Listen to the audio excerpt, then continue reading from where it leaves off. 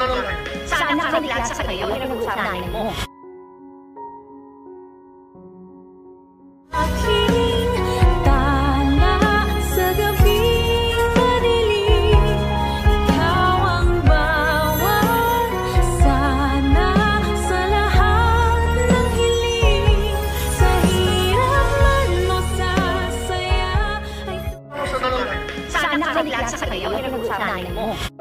Ay, grabe talaga nangyayari ngayon sa abot kamay na pangarap na kung saan ipinakita na nga ang episode para bukas.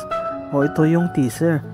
Kung saan nga ipinakita dito na itong nga si Annalyn, si Doc Lyndon at si Zoe is naggagala sila, magkakasama sila. No? Actually, excited nga talaga itong si Annalyn na isama talaga itong si Zoe kasi nga komportable siya pa rin dito kay Zoe, no? Kasi mabait tong si Annalyn sa kabila ng lahat ng nangyari, sa kabila ng nalaman mismo ni Annalyn na si Moira na nanay ni Zoe ang may kagagawa ng lahat, lalo na dito sa kidnap ng kanyang lolo. Pero talagang masaya talaga, makita mo talaga na mabuti yung kalooban nito ni Annalyn. Di siya tatanim ng sama ng loob. Pero para kayo pag nalaman niya yung totoo, no?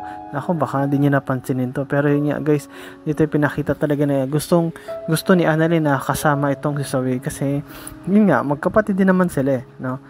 Kahit dun lang sa ama. Pero yun nga guys, kasama rin nila si Lyndon ang kumbaga ito yung parang naging tour guide nila na kung saan lagi silang pupunta, kung saan lalo na dito sa Nagoya, ini-enjoy lang nila ang lahat hanggang sa makapunta nga sila dito sa may bandang castle, no, na kung saan pwedeng nga daw doon mag-wish ng kahit na ano na gusto mo, na baka sakali dinggin yung panalangin mo ng Diyos. At yun nga guys, makita natin ito na humihingi ng panalangin itong si Annalyn at kahit itong si Doc Lyndon na sana maging okay na yung lahat at yung mga gusto nila is matupad. At hanggang sa sinabi nga ni Annalyn mismo kay Zoe na, Zoe, ikaw pwede ka mag-wish since nandito tayo sa castle, kahit na ano na baka sakali is pagbigyan din yung wish mo. At nag-wish nga dito si Zoe kahit napilitan na, at sabi nga niya na sana all things will be alright. Then naging masaya din si Annalyn, pero sinabi nga, nagparinig nga itong si Zoe na kaso lang medyo kainis yun kasi you are there, no?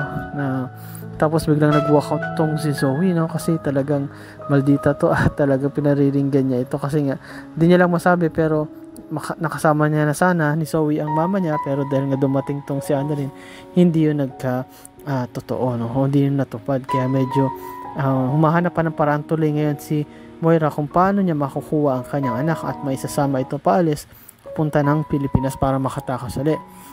Pero dito pinakita nga guys na itong nga si Giselle is kausap pa rin niya itong si Dax at tinatanong kung ano yung mga nangyari at ano yung mga nalalaman niya.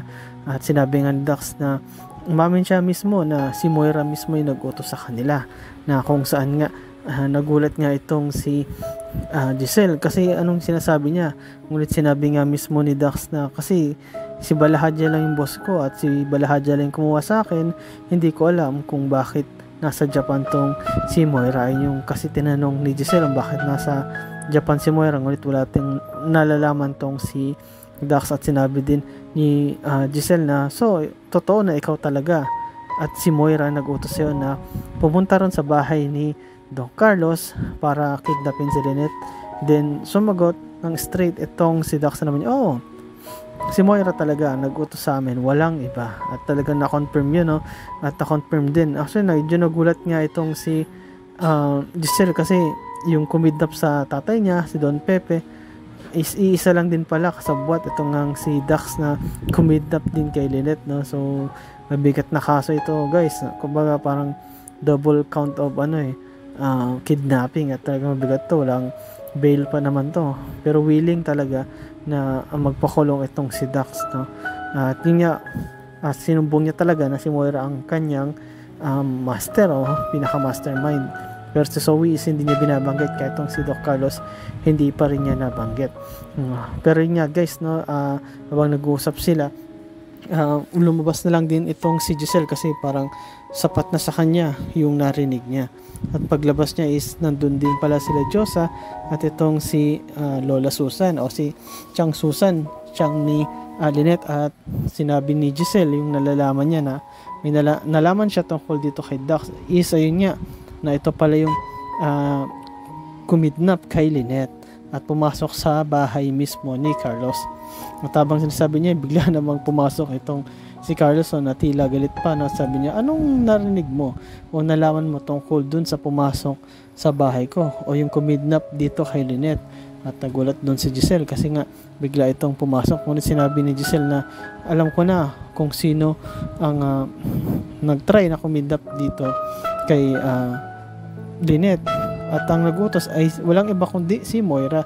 At ang kumidnap is ito ngang si Dax na kumidnap din sa aking ama. At makita mo dito na kunwari nagugulat-gulat itong si Carlos at kunwari wala siyang nalalaman. Pero sa totoo lang, alam niya yung plano na yan at alam niya yung mga nangyari. No? Hindi lang siya nasalita kasi nga madadamay siya. Pwede rin siyang makulong katulad ni Dax. Katulad din ni Moira kapag nahuli na ito.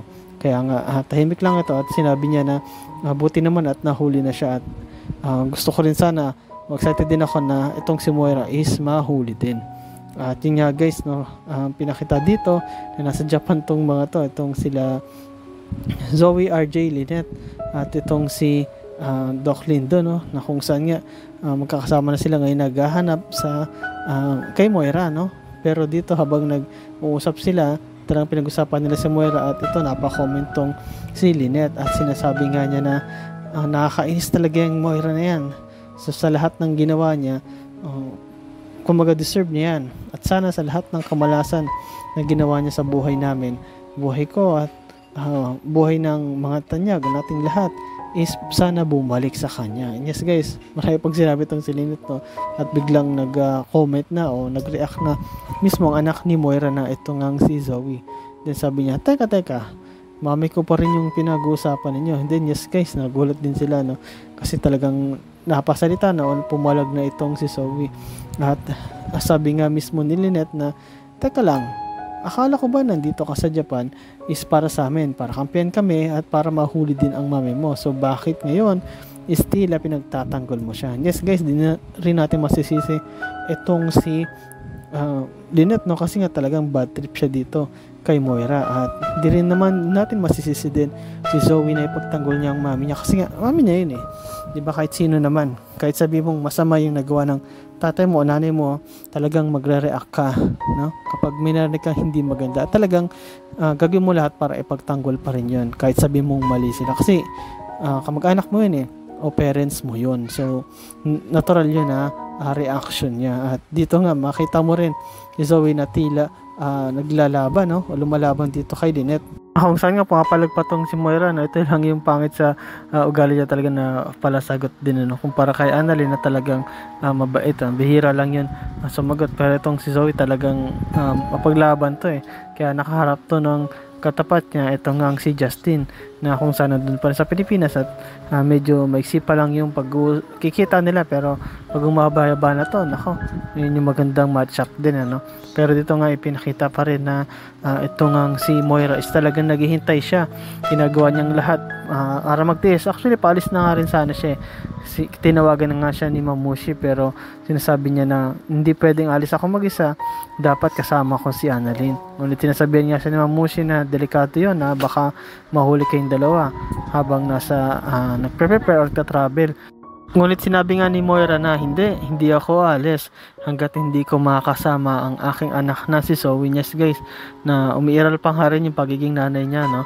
Pero napaka-delikado talaga yon kung may sasama niya si Zoe. Hanapin talaga yan ni Robert at neto ni Lynette at ni Annalyn. At kapag nangyari yon, matutuntun ko nasan siya at mahuhuli na siya. Kaya it's better kung siya na lang mag-isa para may malaki yung chance na makatakas siya, kasi kung kasama ni Zoe is talagang matatrack sila. At yun nga guys, no, abangan natin yung talagang bukas ano yung mangyari, no, yung pinaka-full episode nito na kung saan ito bang si Annalyn is makikita na ba niya talagang totoong liwanag at pangarap niya, o baka patuloy pa rin itong may stress kahit nandun sila sa Japan na para sana sa training lang. At ito namang si RJ at itong si Lynette, mahanap na ba nila kung nasaan si Moira? At itong si Zoe, aamin na ba na nakakausap niya ang kanyang mama Moira dito sa Japan? At si Moira kaya makakatakas na ba talaga ito sa pamamagitan ni Mamushi? At ito namang Apex, kamusta na kaya? Babagsak na ba ito sa pamamagitan ng ginagawa nito nila Eric at Justin?